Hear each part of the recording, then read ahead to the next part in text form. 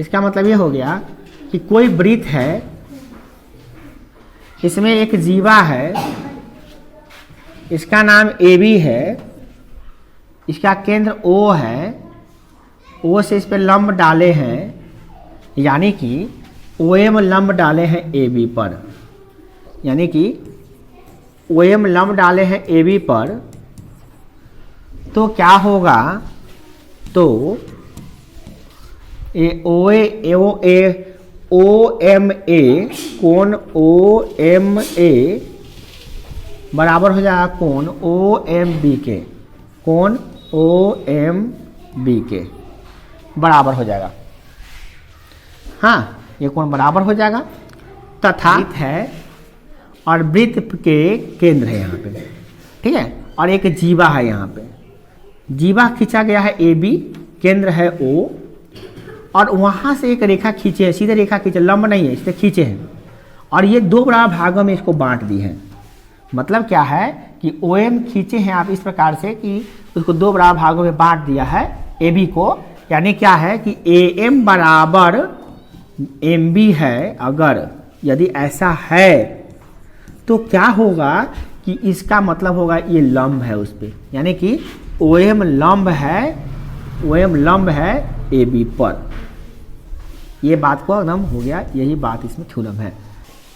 एक वृत्त है, वृत्त पर जीवा हम खींचे हैं, दो जीवा खींचे हैं, एक जीवा खींच रहे हैं, देखिए यहाँ पे एक जीवा है ये वाला ए बी, और एक और जीवा खींच लेते हैं यहाँ से, ये खींच लेते हैं पी क्यू। दो जीवाएं खींचे हैं और दोनों जीवा की लंबाई समान है, मतलब जितना बड़ा ए बी है उतना ही बड़ा पी क्यू है। मतलब क्या है, ए बी बराबर जो है ना वो क्या है, पी क्यू है, ठीक है। और इसका यहाँ पे केंद्र है, इसका नाम है ओ। तो नियम कहता है कि अगर ये दोनों जीवा बराबर है तो यह केंद्र पर समान कोण बनाएगी। इसका मतलब क्या हो गया कि इसका केंद्र देखिए, इस केंद्र पर समान कोण बनाएगी, यानी ये कोण जो बन रहा है ये वाला कोण बराबर होगा, ये जो केंद्र पर बनाया कोण ये वाला कोण के इसके बराबर होगा, यानी ये वाला कोण ये कोण के बराबर होगा। यानी कि हम क्या कहें, यदि अगर ऐसा है कि ये जीवा समान है, यानी कि यदि ए बी बराबर पी क्यू है, ए बी बराबर क्या है, पी क्यू है, तो क्या होगा, इस कोण का नाम हम देंगे तो कोण ए ओ बी, कोण ए ओ बी ये बराबर होगा कोण पी ओ क्यू के, कोण पी ओ क्यू के बराबर होगा।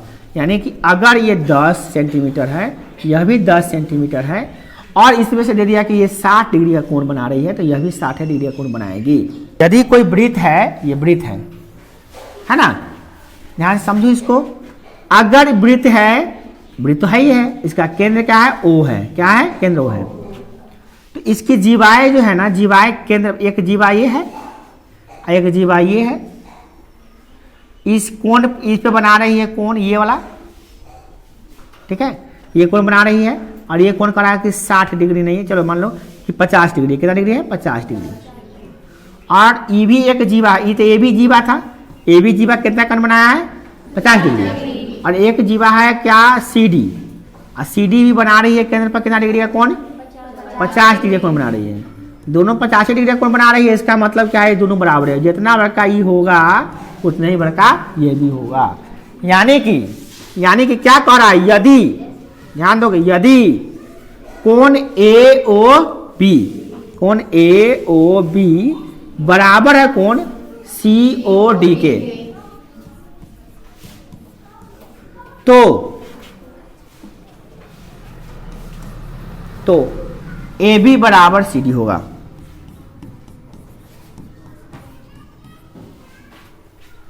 ए बी बराबर सी डी होगा, फिक्स है। कौन बराबर होगा, तो जीवा भी बराबर होगा, समझ गए। एक वृत्त है और वृत्त में ये केंद्र है, तो अगर ये जीवा है जिसका नाम है ए बी, और एक और जीवा है जिसका नाम है सी डी, केंद्र से जितना दूर पर ये है मान लो ये 4 सेंटीमीटर पर है, केंद्र से 60 सेंटीमीटर है। यानी कहने का मतलब ये हो गया कि केंद्र से समान दूरी, जितना दूर केंद्र है ना ये समान दूरी पर है। यानी कि ओ एम है ये मान लो ओ एन है, क्या है ओ एन है, एन ये क्या है ओ एन, ये क्या है ओ एम। तो ये जितना बड़ा ये होगा उतना ही बड़ा अगर ये है, यानी कि क्या है कि ओ एम बराबर है क्या ओ एन के। अगर ऐसा है नहीं ये कब होगा, देखिए इसमें क्या कर रहा है कि यदि ए बी बराबर सी डी है, यदि क्या है बुआ ए बी किसके बराबर है, ए बी सी डी के बराबर है, दोनों जीवा क्या है बराबर है, तो केंद्र से इसकी दूरी समान होगी। यानी कि ओ एन बराबर, तो ओ एन बराबर हो जाएगा ओ एम के, ओ एन बराबर क्या हो जाएगा ओ एम के। देखिए एक वृत्त है, वृत्त में एक जीवा एक केंद्र है और केंद्र से इतना दूरी हम ले लिए और यहाँ पे वो जीवा खींच दिए, और इधर भी होगा दूरी लेने समान उतने दूरी, यहाँ पे भी वो जीवा खींच दिए। तो इसमें क्या होगा कि अगर ओ एम और ओ एन यानी कि बराबर है, यदि ओ एम बराबर ओ एन है, ओ एम बराबर ओ एन है, तो क्या होगा यहां से जो जीवा डाला गया ए बी, यहां से जो जीवा गया सी डी, दोनों बराबर होगा। यानी कि तो ए बी बराबर क्या हो जाएगा सी डी, ए बराबर क्या हो जाएगा सी डी। कोण परिधि पर बनाए गए कोण का दोगुना होता है। कैसे होता है, देखिए एक वृत्त है और वृत्त में एक चाप कोई ले लेते हैं। चाप का मतलब होता है परिधि के किसी भाग को हम जो लेते हैं, जैसे परिधि का एक भाग ले लिए ए और बी ले लिए, ठीक है, क्या ले लिए एक बिंदु ए और एक बिंदु बी। तो ए और बी जो बीच में जो बना ना ये वाला, इसको कहते हैं चाप। क्या कहते हैं चाप। तो इस चाप जो एक केंद्र है यहाँ पर क्या है केंद्र, तो वृत्त के चाप द्वारा केंद्र पर बनाया गया कोण। तो क्या ये चाप केंद्र पर कोण बनाएगी, तो हाँ बनाएगी, ये बना रहा है, ये कोण कहते हैं वृत्त के चाप द्वारा बनाया गया कोण। क्या कहते हैं वृत्त के चाप द्वारा बनाया गया कोण। ये परिधि के किसी अन्य माने वृत्त पर कोई भी बिंदु ले लीजिए आप, तो उस पे बनाया गया कोण का दोगुना होता है। मतलब क्या हुआ, ए पर आप कोई बिंदु ले लीजिए, जैसे हम बिंदु एक ले लिए, यहाँ पे कौन बिंदु ले लिए P, तो यहाँ पे जो कोण बनेगा, ये यहाँ पे जो कोण बना है ए पी बी, ये वाला जो कोण बना है इसका दोगुना यहाँ पे बनेगा। सही समझ लिए, ये परिधि पर का कोण है, आई केंद्र पर का कोण है। केंद्र को मानिए O, ठीक है ना, ये कोण कौन है परिधि पर का कोण। क्या कहते हैं बुआ परिधि पर का कोण, ऐसे क्या कहते हैं केंद्र पर का कोण। याद रहेगा ना, केंद्र पर बना हुआ कोण को क्या कहेंगे केंद्र पर का कोण, और परिधि पर बना हुआ क्या कहेंगे परिधि पर का कोण। तो केंद्र पर का बना कोण परिधि पर के बने कोण का दोगुना होता है। इसका मतलब ये हो गया कि अगर ये 30 डिग्री है तो ये कितना होगा 60 डिग्री होगा, दोगुना होगा। केंद्र पर का बना कोण क्या होगा दोगुना होगा। देखिए यही कह रहा है, वृत्त में किसी चाप द्वारा केंद्र पर बनाया गया कोण परिधि पर बनाए गए कोण का दोगुना होता है। परिधि पर जितना बनेगा उसका दोगुना यहाँ पे बनेगा। आप ऐसा कहीं भी बनाएंगे तो हाँ बिल्कुल कहीं भी। इसमें बड़ा लॉजिकल चीज है कि आप कोई भी वृत्त खींच लीजिए, कोई चाप ले लीजिए ए बी, केंद्र है ओ, इसका कोण बन गया AOB। क्या बन गया AOB। तो आप कहीं भी बनाइए, आपको मन है यहां बनाने का यहाँ बनाइए। अगर ये बना है 10 डिग्री का तो ये बनेगा 20 डिग्री का, 40 डिग्री का होगा तो ये 80 डिग्री का होगा। सीधा बात, एक दोगुना ही होगा। केंद्र पर का कोण क्या होगा दोगुना होगा। अब इसको हम लोग लिखेंगे कैसे, कैसे लिखें, सिंपली लिख सकते हैं क्या, ये कोण AOB, कोण APO, चाहे आप केंद्र पर का कोण लीजिए, केंद्र पर का कोण को क्या कहिएगा नाम बताइए AOB। तो कोण AOB बराबर होगा 2 गुना कोण APB, कोण APB तब बराबर होगा। इसको ऐसे लिखेंगे हम लोग, ये समझना बस। दिमाग में सीधे याद रखना है कि यहाँ पर जितना कोण बनेगा उसका आधा ही बनेगा, यही कहिए इसी का उल्टा, इसका यहाँ पे दोगुना बनेगा। परिधि पर जो बन गया उसका क्या बनेगा, 2 गुना बनेगा। सिंपल है कि एक तरह का चाप लीजिए, समान चाप, जैसे एक वृत्त है, हम एक चाप लिए ए बी, ए बी क्या है, चाप है, ए बी क्या है, चाप है, तो ए बी चाप ले लिए, तो केंद्र पर जितना डिग्री का कोण ये बना रहा है, यानी केंद्र पर नहीं, परिधि पर जहां भी कोण बनाइए, यहां पे बनाइए, चाहे आप यहां पे बनाइए, चाहे आप यहां पे बनाइए, सब कोण बराबर होगा। ये सब क्या होगा, बराबर होगा। अगर ये 10 डिग्री है तो ये भी 10 डिग्री है, ये भी 10 डिग्री होगा। क्यों, चाहे और बनाइए, यहाँ पे बनाना है कोण, यहाँ बनाइए, वो बी से मिला दीजिए, वो ए से मिला दीजिए, ये 10 डिग्री होगा। आप कहीं भी मिलाइए, यहाँ पे आपको बनाना है, यहाँ पे बनाना है ना आपको, तो क्या कीजिए, एगो ए से मिला दीजिए और फिर एगो क्या कीजिए, बी से मिला दीजिए, यहाँ क्या बनाएगा, 10 से बनेगा वो। आपको यहाँ बनाना है, यहाँ बनाइए, ए से मिला दीजिए और फिर क्या कीजिए, बी से मिला दीजिए, क्या बनेगा, 10। कहीं बनाइए आप, यहाँ बनाना है, ए से मिला दीजिए और फिर बी से मिला दीजिए, कितना बनेगा, 10। कहने का मतलब यह है कि एक चाप द्वारा समान चाप, चाप समान माने एक चाप है तो वो परिधि पर कहीं भी कोण बनेगा तो समान कोण बनेगा वो। अब गया सर एक ही वो चाप लिए हैं, दो को चाप भी ले सकते हैं आप।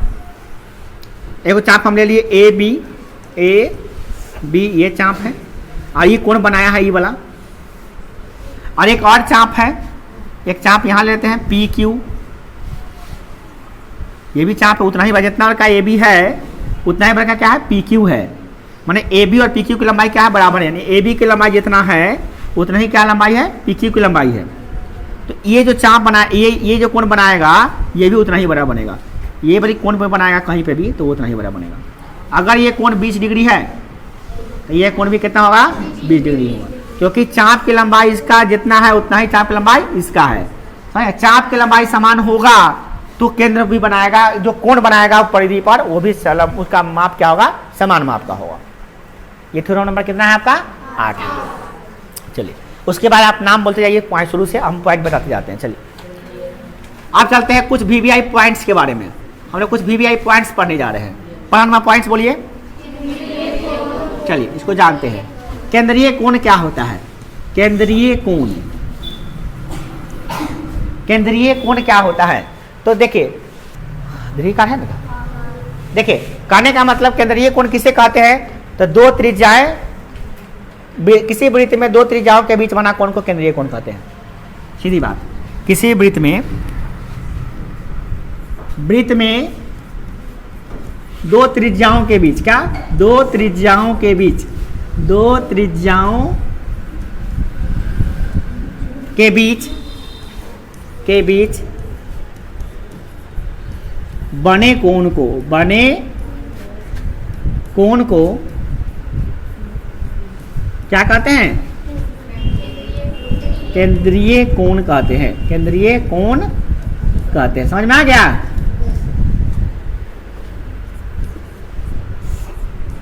कहते हैं।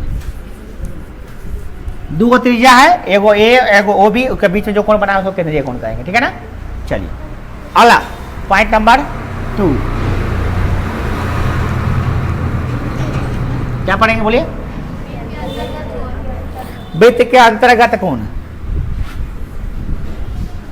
वृत्त में क्या कीजिए आप, एक वृत्त में कहीं पर भी कोण बना दीजिए, एगो बिंदु ले लीजिए ए ले लिए, आप कोण बना दीजिए, ये कोण का क्या कहेंगे, वृत्त के अंतर्गत कोण। वृत्त के परिधि पर कहीं भी कोण बना दीजिए, क्या बनेगा, वृत्त के अंतर्गत कोण। वृत्त के परिधि पर बनाए गए कोण को क्या कहते हैं, सीधी बात है, सिंपल सी बात समझना है कम।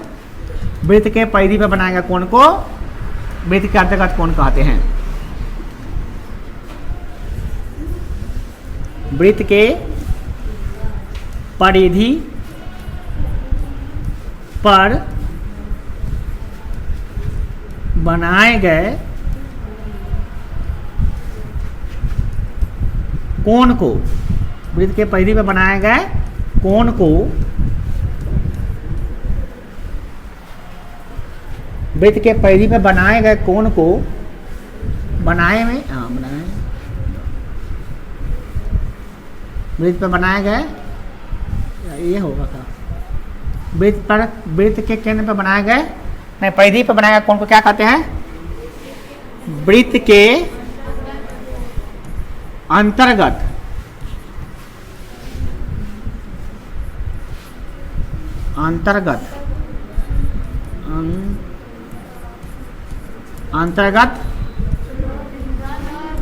कोण आए अंतर्गत हो गया ना। ई रा नहीं होगा, हाँ ऊपर रा लगा देंगे तो नीचे डबल रा लगाने की जरूरत नहीं पड़ेगा। अंतर्गत कोण कहते हैं, हो गया। चलिए और क्या है, चलिए समझ में आ गया। कहीं भी वृत्त ले लीजिए, कोण परिधि ले लीजिए, परिधि पे को बिंदु लेकर कोण बना दीजिए, क्या बने, अरे भैया इतना ही बेकार नहीं बनाना है। ये कोण क्या कहलाएगा, वृत्त के अंतर्गत कोण।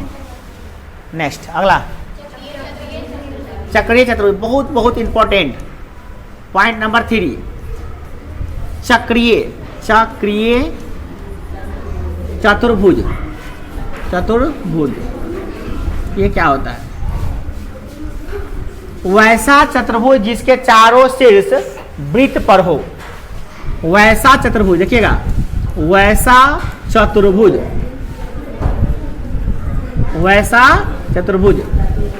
चतुर्भुज में कितने शीर्ष होते हैं, 4। तो वैसा चतुर्भुज जिसके क्या हो, जिसके चारों शीर्ष क्या हो, चारों शीर्ष एक ही वृत्त पर हो, दो वृत्त पर नहीं, क्या हो, कुछ बच्चे बदमाशी कर रहे हैं, करा देंगे, उसके बाहर कर देंगे, बदमाशी नहीं करिए। चारों शीर्ष एक ही वृत्त पर हो, एक ही वृत्त पर हो, उसे क्या कहते हैं, चक्रीय चतुर्भुज कहते हैं। ये क्या है, बहुत काम का चीज है ये।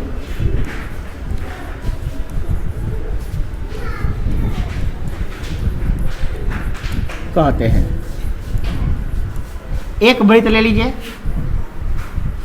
वृत्त में 4 को बिंदु ले लीजिए, ए बी सी और डी, 4 बिंदु ले लिए, सबको मिला दीजिए। ए को बी से मिला दिए, बी को सी से मिला दिए, सी को डी से मिला दिए और डी को ए से मिला दिए। तो बन गया, ये चतुर्भुज बना है ए बी सी डी। जो चतुर्भुज है इसको कहते हैं चक्रीय चतुर्भुज। क्या कहते हैं, और इसमें गुण होता है, आमने सामने के बना कोणों का योगफल 180 डिग्री होता है। इसको जोड़िए तो क्या आएगा, इसे चक्रीय चतुर्भुज कहते हैं। बस इतना याद रखें, चक्रीय चतुर्भुज के आमने सामने के कोण क्या होते हैं, दोनों का योगफल क्या होता है, 180 डिग्री होता है। तो याद रखना है इसको, ठीक है ना, याद रहेगा। वैसा चतुर्भुज जिसके चारों शीर्ष, देखिए ए वृत्त पर है कि नहीं है, बी वृत्त पर है परिधि पर, सी भी वही पर है और डी भी वही परिधि पर है, तब कहेंगे चक्रीय चतुर्भुज है, ठीक है ना। चलिए अगला पॉइंट क्या है, चौथा नंबर पॉइंट हम लोग का है वृत्त की स्पर्श रेखा। वृत्त की स्पर्श रेखा, ये क्या होता है स्पर्श रेखा, इसको बोलते हैं बहुत टेंजेंट टू द सर्किल। और ये बताया टेंजेंट टू द सर्किल क्या होता है, स्पर्श रेखा क्या होता है। स्पर्श का मतलब होता है छूना, क्या होता है, वैसा रेखा जो वृत्त को छू कर गुजर जाए उसे क्या कहते हैं, स्पर्श रेखा। मगर ये समझने के लिए ठीक है, परिभाषा क्या बनता है, वैसा रेखा जो वृत्त को किसी एक ही बिंदु पर स्पर्श करे उसे स्पर्श रेखा कहते हैं। वृत्त के किसी एक ही बिंदु पर, देखिए एक वृत्त है, एक वृत्त के एक ही बिंदु पर स्पर्श करता हो। एक बिंदु है, जैसे एक बिंदु ले लिए यहाँ पर ए, और इस बिंदु ए पर यहाँ तक केंद्र है ओ, एक रेखा खींचे यहाँ से हम पी से, ऐसा खींचे कि इसको एक ही जगह टच कर रहा है। कितने जगह टच कर रहा है, मात्र एक बिंदु पे ही टच कर रहा है, तो हम कहेंगे यह स्पर्श रेखा है। क्या है, यह स्पर्श रेखा है, इसको कहेंगे स्पर्श रेखा। स्पर्श रेखा, और इस बिंदु को कहेंगे स्पर्श बिंदु। क्या कहेंगे, स्पर्श बिंदु। अब परिभाषा बनाएंगे, स्पर्श रेखा किसे कहते हैं, तो कहेंगे वैसा रेखा जो वृत्त को किसी एक बिंदु पर स्पर्श करती हो। वैसा रेखा जो वृत्त के किसी एक बिंदु, वृत्त के किसी एक बिंदु को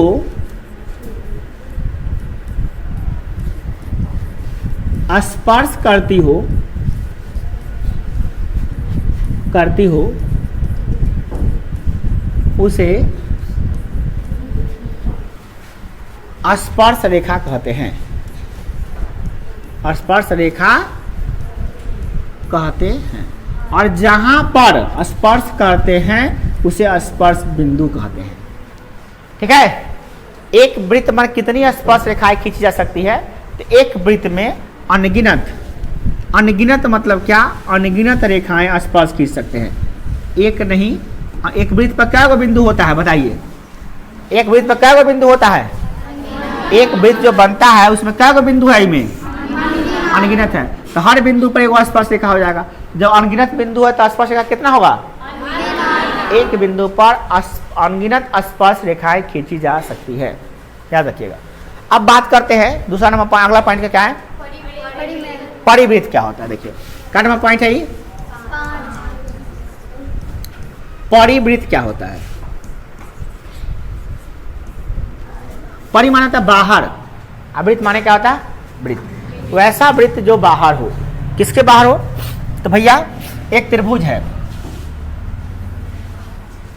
त्रिभुज में कितने शीर्ष होते हैं? 3 होते हैं। चलिए पहले हम वृत्त बना लेते हैं। ए बी सी त्रिभुज है। ए बी सी एक त्रिभुज इसमें बना हुआ है। वैसा वृत्त जो किसी त्रिभुज के तीनों शीर्ष से गुजरे। वैसा वृत्त है एक जो त्रिभुज के तीनों शीर्ष से गुजरा। त्रिभुज का तीनों शीर्ष है, ए शीर्ष है, बी शीर्ष है और सी शीर्ष है। ए से भी गुजर रहा है, बी से भी गुजर रहा है और सी से भी गुजर रहा है। तो हम क्या कहेंगे? परिवृत्त है। तो उसका परिभाषा क्या बनेगा? वैसा वृत्त जो त्रिभुज के तीनों शीर्ष से गुजरे। त्रिभुज के तीनों शीर्ष से गुजरे,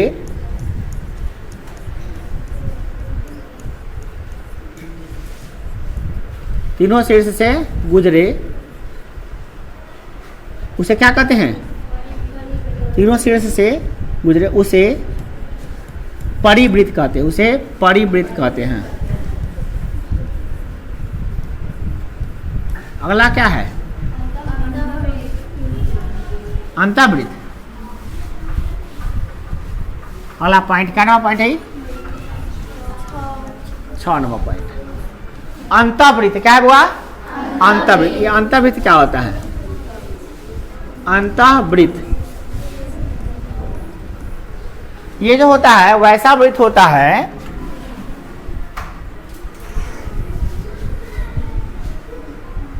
जो किसी त्रिभुज के अंदर होता है।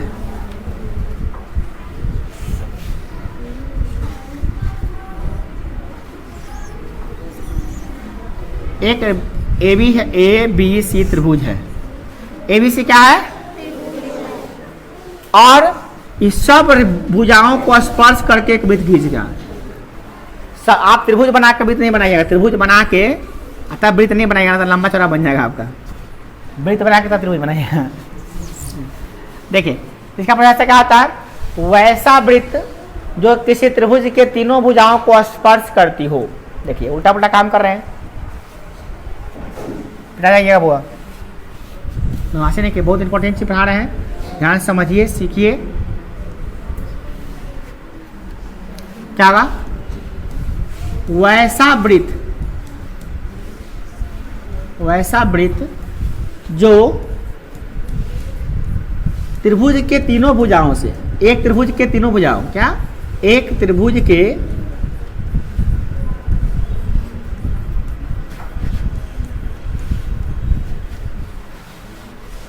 तीनों भुजाओं को स्पर्श करे। तीनों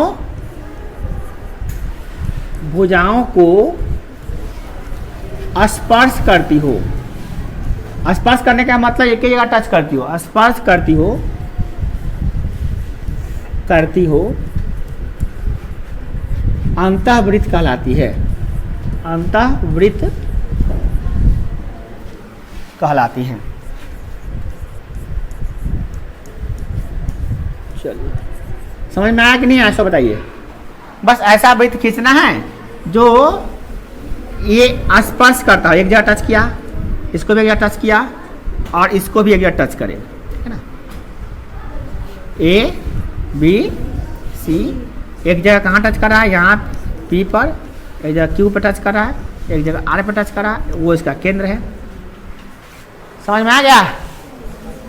ये हो गया आपका अंतःवृत्त। ठीक है, समझ में आ गया। चलिए और बोलिए अगला पॉइंट क्या है?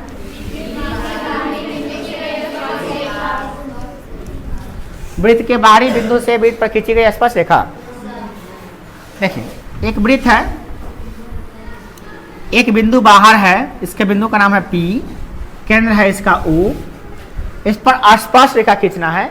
तो ये वृत्त के किसी बाहरी बिंदु से, वृत्त के किसी बाहरी बिंदु से वृत्त पर दो स्पर्श रेखाएं खींची जाती है।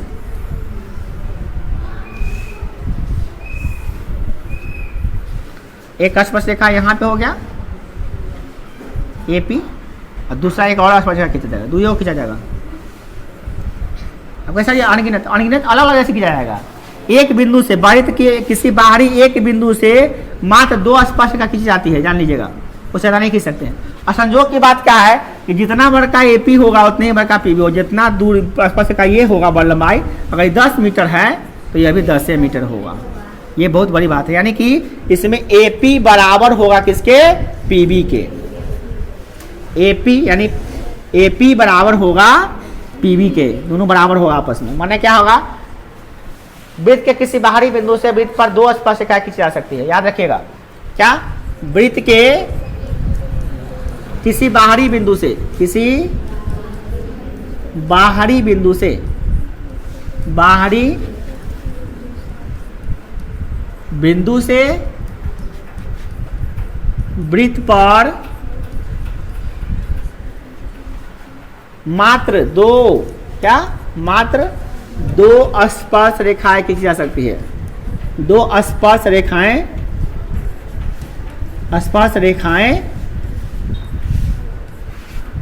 खींची जा सकती है, रेखाएं खींची जा सकती है, उससे ज्यादा नहीं खींच सकते हो। खींची जा सकती है, ठीक है ना, उससे ज़्यादा नहीं खींच सकते हो तुम। एक बिंदु से और दूसरा बिंदु लो, फिर दो खींचो। एक बाहरी बिंदु से एक बाहर बिंदु लोगे ना, एक कोनो बाहर बिंदु लोगे, दो खींच सकते हो, वही है, वही स्पर्श, ठीक है ना। हाँ, एक वृत्त खाली लोगों पर कई स्पर्श खींच सकते हो, अलग बात है, वो तो अलग बात है, वो तो अलग चीज़ हो गई, वो तो हम बताबे किया आपको। मगर एक बिंदु से, किसी एक बिंदु से दो खींच सकते हो। और ये पढ़ना है 10th में, ये 10th का परिमाण है।